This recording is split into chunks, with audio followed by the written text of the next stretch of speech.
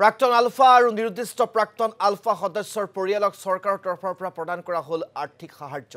আজি শংকৰদেৱ কলাক্ষেত্ৰত আয়োজিত এক অনুষ্ঠানত 852 জন প্ৰাক্তন আলফা কেডাৰক দিয়া হ'ল সাহায্য। কেন্দ্ৰীয় চৰকাৰৰ 4 লাখ আৰু অসম চৰকাৰৰ 3 লাখ মিলাই সৰ্বমুঠ 7 লাখ টকাৰ আৰ্থিক সাহায্য প্ৰদান কৰা হয় প্ৰতিগৰাকী প্ৰাক্তন আলফা কেডাৰক। ভাষণ প্ৰসংগত মুখ্যমন্ত্ৰী ডক্টৰ হিমন্ত বিশ্ব শৰ্মাই কয় যে পৰেশ বৰুৱাক তেওঁ ফোনত কেতিয়াবা কয় যে আখিৰ দশক আৰু বৰ্তমানৰ সময় ভাবিব নোৱাৰাকৈ পৰিৱৰ্তন হৈছে। অসমত এতিয়া জন আন্দোলনৰ প্ৰয়োজন। অস্ত্ৰৰ ঝনঝননিৰে এতিয়া শান্তি নাহে। মই পৰেশ বৰুৱাক কওঁ 10 দিনৰ বাবে অসমলৈ আহক আৰু ইয়াৰ পৰিৱেশ পৰিস্থিতি চাওক। এই মন্তব্য কৰিলে ডক্টৰ হিমন্ত বিশ্ব শৰ্মাই। আলফাৰ দীৰ্ঘদিনীয়া সংগ্ৰামৰ সময়ছোৱাত আঘাতপ্ৰাপ্ত সদস্যসকল, নিৰ্যাতিত সদস্যসকল, নিৰুদ্দিষ্ট সদস্যৰ পৰিয়ালসকল আৰু 852 জন সংযুক্ত মুক্তি বাহিনী অসমৰ সদস্যাক আত্মসংস্থাপনৰ বাবে আমি আৰ্থিক সাহায্য প্ৰদান কৰিছোঁ।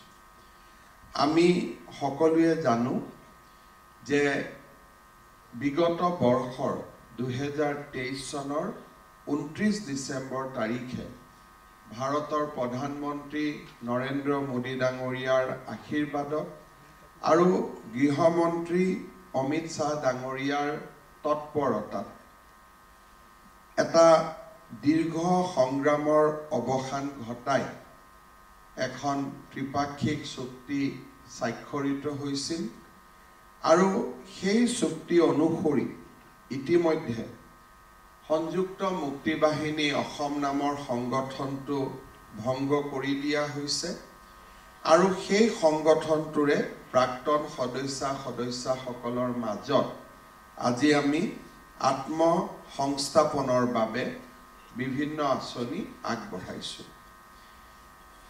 সংযুক্ত মুক্তি বাহিনী অসমে অসমৰ ভৱিষ্যত সুৰক্ষিত কৰাৰ বাবে হাতত অস্ত্ৰ তুলি লৈছিল।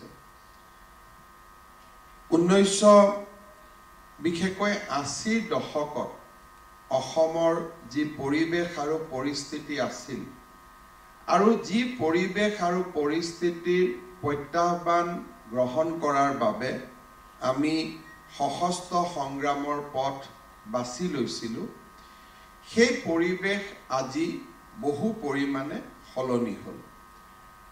আমি যদি ৰাজনৈতিক দিশৰ পৰা চাবলৈ যাওঁ, কেন্দ্ৰীয় চৰকাৰৰ কোনো নীতিৰ বাবে নহয়, বাংলাদেশৰ পৰা বিভিন্ন সময়ত অহা লোকৰ অবাধ প্ৰব্ৰজনে অসমৰ জনগাঁথনিটো সম্পূৰ্ণ পৰিৱৰ্তন কৰি পেলালে আৰু যদিও আমি 35-65% কথা কওঁ, মই ভাবোঁ যে হয়তো 2021 চনৰ যেতিয়া সেন্সাছ ওলাব তেতিয়া সামগ্ৰিকভাৱে চাহ বাগিচা, খিলঞ্জীয়া জাতি, জনগোষ্ঠী সকলো যদি আমি সামৰি লওঁ, তেতিয়াহ'লে জনগাঁথনিৰ পৰিৱৰ্তনত অসমীয়া মূলসুঁতিৰ লোক অসমত 40%তকৈ বেছি লোক নাথাকিবগৈ।